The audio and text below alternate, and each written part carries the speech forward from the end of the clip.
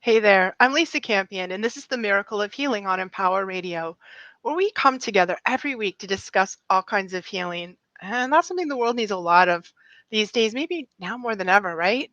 And if you're new to my show, then I'm so glad to have you here. Welcome. And if you've been coming along for the ride with us for a while, I'm so glad to have you back. So, totally amazing story for you since my show is sort of about miracles. This one, like, nails the miracle department pretty hard. And like, what if it were possible to truly heal yourself in what would basically be a miracle? Well, we have somebody who's been through that experience, and I'm excited to bring you author and spiritual teacher RJ Spina. And he's going to share his story about how he overcame paralysis, chest down paralysis, and chronic illnesses that, quite frankly, would have killed not just one person, but like a whole battalion of people, and how he achieved this incredibly powerful states of consciousness that helped him heal from something that was basically unhealable.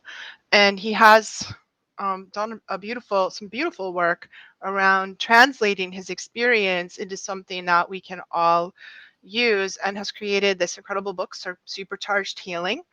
And his healing modality, which he calls Ascend the Frequencies Healing Technique, to help everyone gain the same kind of healing benefit that he did. So, welcome to the show, RJ. I'm so glad you're here. Thank you for having me. It's my pleasure. So, what an incredible story. I've been reading your book, and it really does fall into the category of a miracle. But can you share with us a little bit about what happened to you? Sure, yeah. It was around March of 2016. I had been not feeling well for a couple of months, and I finally acquiesced and went to the emergency room. It turns out that I had sepsis, and I was also diagnosed with type 1 diabetes, Hashimoto's autoimmune disease, hypothyroidism, pancreatitis, and thyroiditis. So Hmm. not a lot of fun. No. I wound up spending 2 weeks there, given very strong antibiotics. I was first told I wouldn't live another 48 hours when I got there. Hmm. That turned out to be incorrect. So the antibiotics they gave me was quite powerful. It was an 8 week course. They had actually put it's almost like a stent in my arm, and every 8 hours I had to give myself this antibiotic. So I was there for 2 weeks. Then I got discharged. Uh, 6 weeks later, I guess the antibiotics weren't working. I became permanently paralyzed from the chest down and had to have emergency life-saving surgery. It was what's called a laminectomy, where they scrape off the infection off your spine. Uh, what I can say is that when I had awakened from emergency life-saving surgery, I had awakened, literally and figuratively, into authentic self-realization or cosmic consciousness, whatever word that you want to use. And I remembered how to heal myself. I remembered the mechanics. It was like a muscle memory. It all came flooding back to me. As a kid, oddly enough, I used to say that if I ever get sick, I'll just heal myself, Hmm. which is obviously a bizarre thing to say. All right. Uh, I don't think I knew how to do it. I knew it was in me. And upon awakening from surgery, the need had arisen as I was permanently paralyzed. I was deathly sick. Uh, but I knew instantly I would heal myself. I started explaining it in great detail, step by step, what I would do. I even said that I would walk in exactly 100 days unassisted. And I walked exactly in 100 days unassisted. And all of this is time stamped on a video that's on my website because I knew no one would believe this was possible. But I knew the moment that I woke up that this was going to happen. Hmm. Wow, and you talk about in your book about how when you were little that you were able to achieve these states of consciousness and astral project and speak with spiritual beings when you were little, and that that you kind of like put that away when you grew up and had to do like lifey life kinds of things, and then came back to it, came back to that remembrance of what happened when you were a child at some point, right? Yeah. I remember explaining to my mom what I would do sort of effortlessly, naturally. It wasn't anything I was trying to do. I would just leave my body. I had no identification with being human Mm. at all, and I kind of still don't. So I would just leave my body easily, and I would explain to my mom what I would do. And I remember the look on her face, like, what are you talking about? It's crazy. No Yeah. one does that. That's bizarre." So I kind of kept it to myself for quite a while, and then I would say I just kind of assimilated into having a human experience. And it wasn't until I was 24 where I had lost my dog, who was my best friend, my grandmother, who we lived with downstairs, my sister's husband, a friend of mine in high school, sort of all at the exact same time. And I felt I was in agony. I was tormented that I couldn't help them. Mm. I felt like there was something I could do, and I can remember vividly with several of them looking at my hands as if my hands were supposed to do something to help them. And so Right. at 24, I was kind of at a crossroads, so to speak. This human incarnation felt brutish and short and confining to be in this body. And so I needed to meditate. I had to meditate. I remember one night I meditated, and everything changed for me that night. Everything that I had suspected about myself and why I was so different, the screen revealed itself, and I was able to see into things that I had always suspected. I've never really been the same since. In the sense, since then, I've really been myself, if that makes sense. Yeah. And then since then, I've been teaching it, reverse engineering it, and showing people how to use meditation and different meditation techniques for their own liberation and self healing. Hmm. So interesting. So, I mean, it feels to me like you're. I mean, I had similar experiences when I was a kid. Not quite the mystical experience. I mean, you're like a mystic, you know. Um, Mine were more psychic experiences. So I grew up seeing dead people and seeing other beings and access to other dimensions my whole life. Um, but I mean, I jumped off the roof of my parents' garage when I was 8 because I was convinced I could fly, Mhm. and clearly I didn't. I hit gravity, happened, and it wasn't pretty. But what's the difference there? Like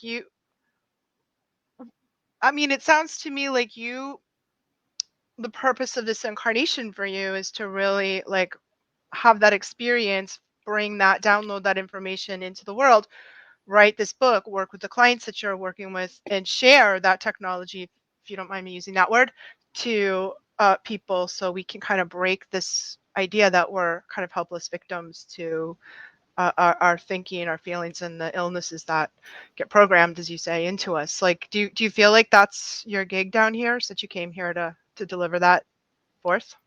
Yes, without a doubt. My last name is Spina, which is where we got the word spine.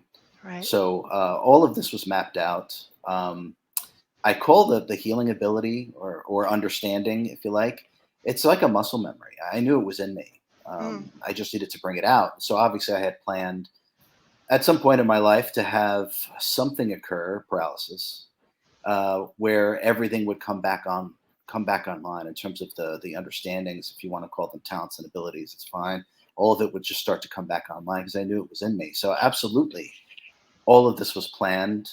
I had inklings of things as a kid about myself, and that meditation at 24 unlocked the door to a lot of things that made a lot of sense for me. And yeah, I'm absolutely here to bring this wisdom, this knowledge to humanity because it is absolutely needed. And these understandings and these protocols are only going to get more and more important as we Yeah, because we're continue. getting sicker and sicker.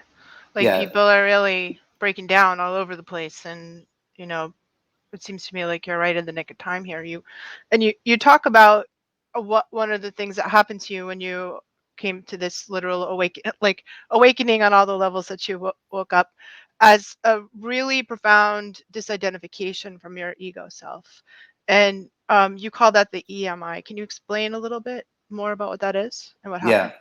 yeah. That's a great question. So, in the first part of the book, I talk a lot about the ego, mind, identity, or what I call the EMI. So that's Mm. the human character.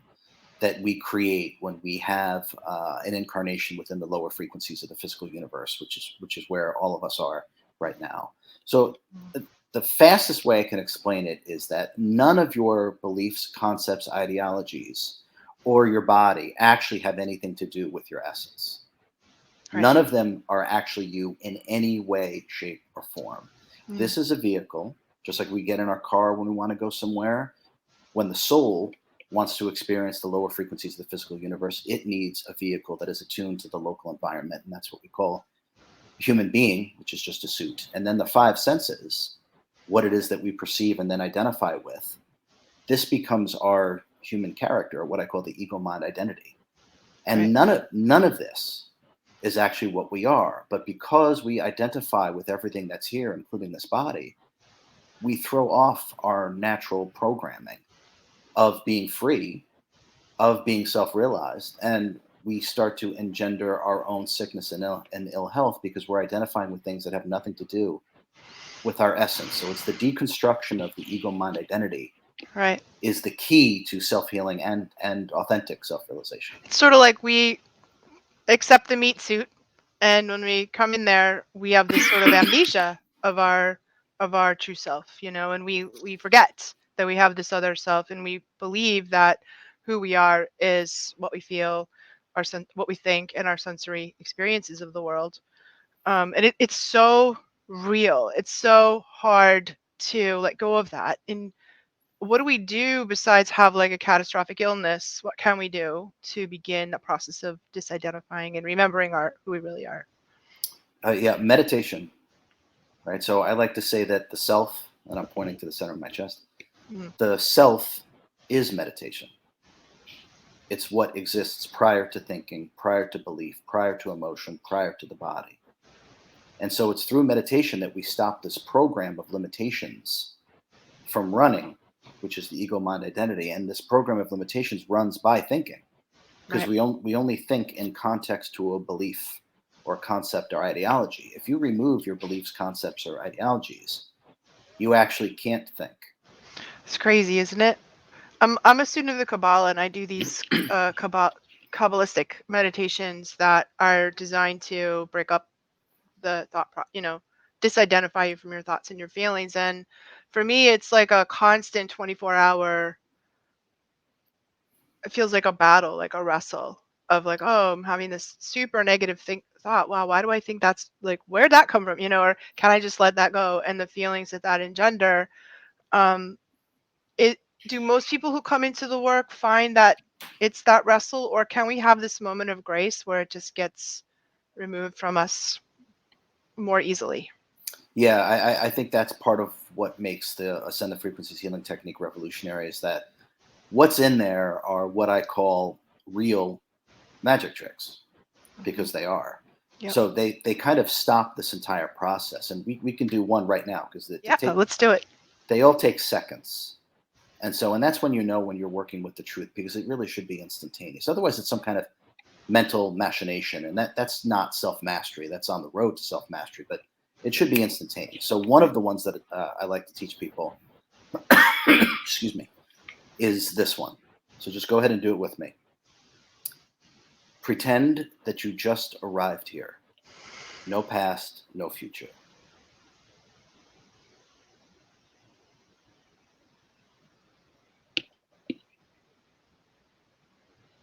Now, if you've done that correctly, you can't think. That's right. That's right. It's Yeah. an I was just it's feeling the actually sort of pleasure of being mm, here and in the moment.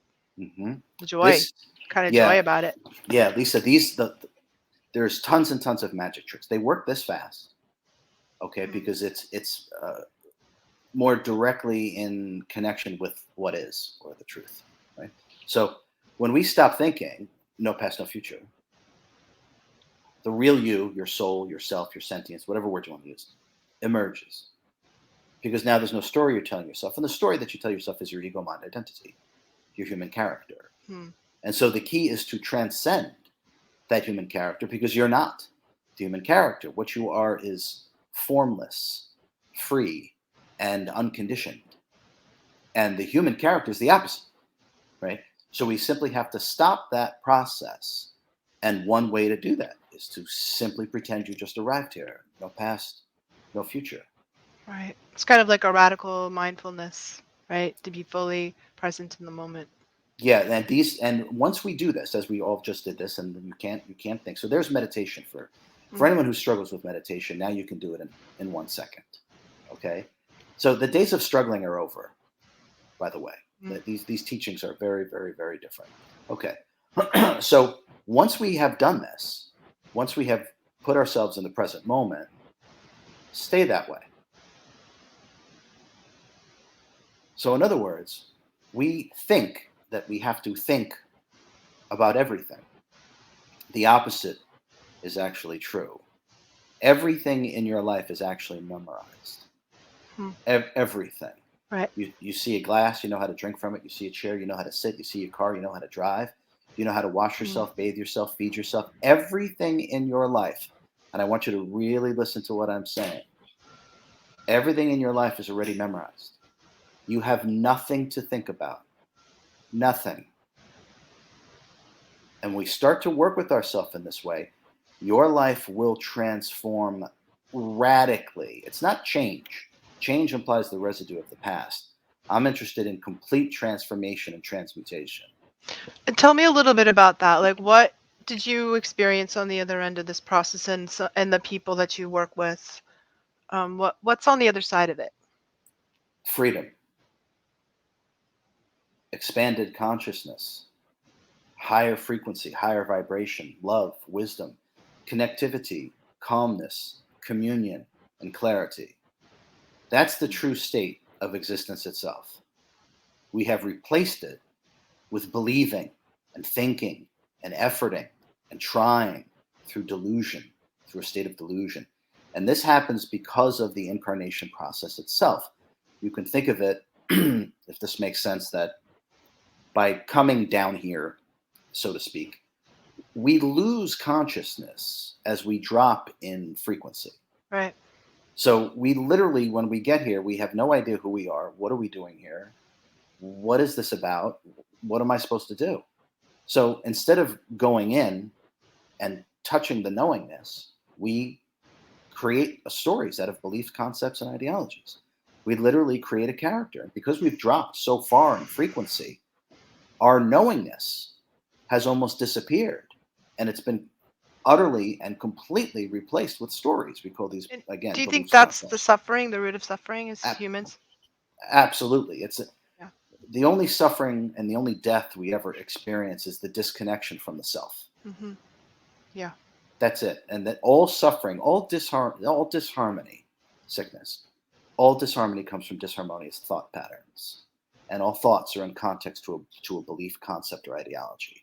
When we start to understand this and work with ourselves in this way, all bets are off. My healing, which was obviously deemed impossible, not at all.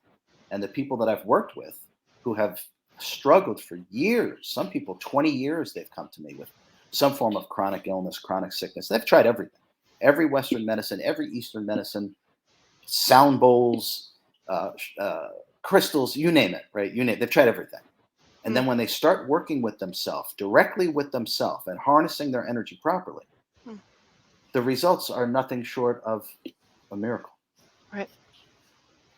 Yeah, it's kind of this the quantum level of things, and that's what's going on in my life as a healer too, is sort of making a shift from the the old style healing. I mean, I've been working as a healer for over 30 years, and back then, when I started in the 80s, when I started working, it was like you go to therapy for 10 years and you had to do psychoanalysis and you struggle, and and then maybe you feel a little better and then you do something else for 10, like.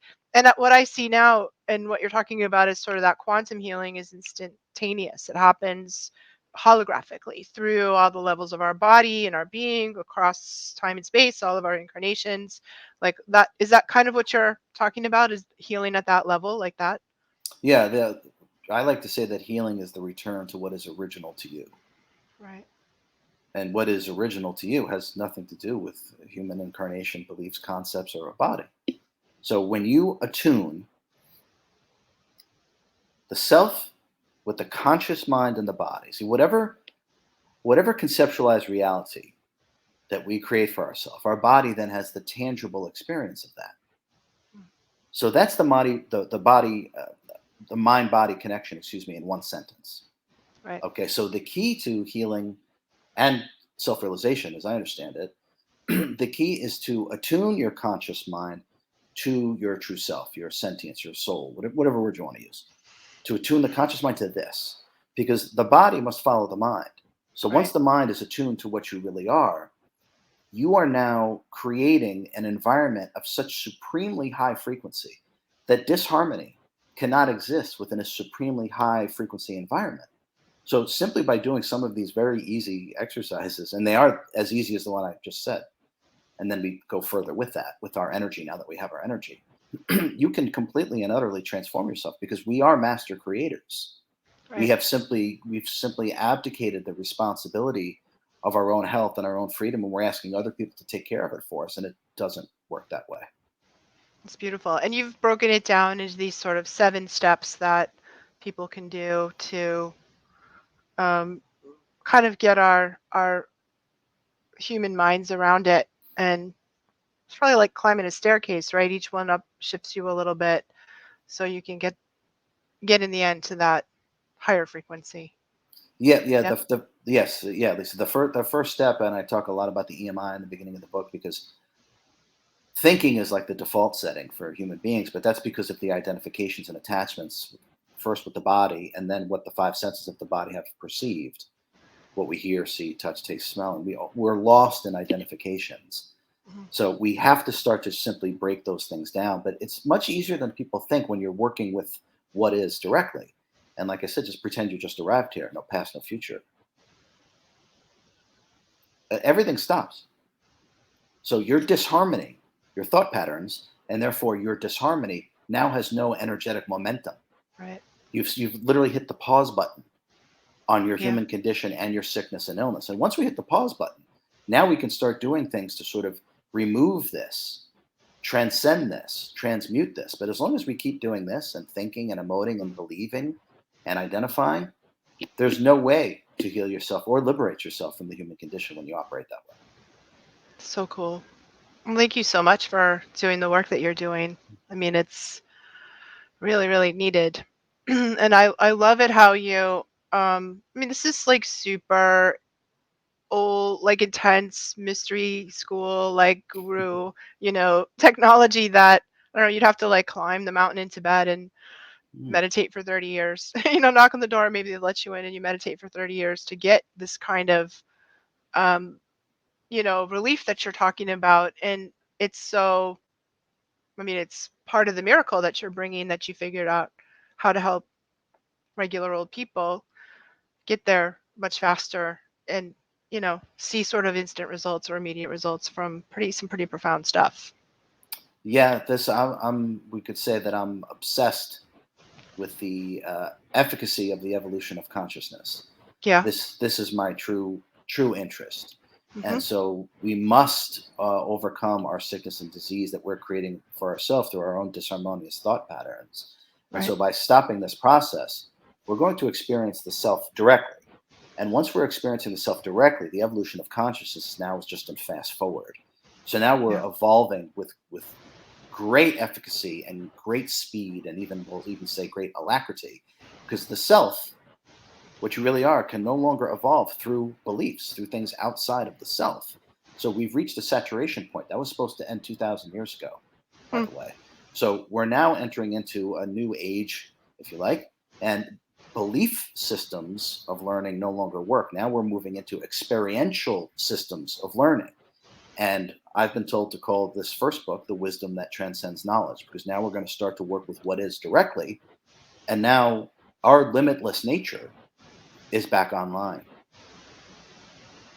So, RJ, how can people find you? Let's talk about your websites. I would say I would love for people to get a free guide to some of these magic tricks.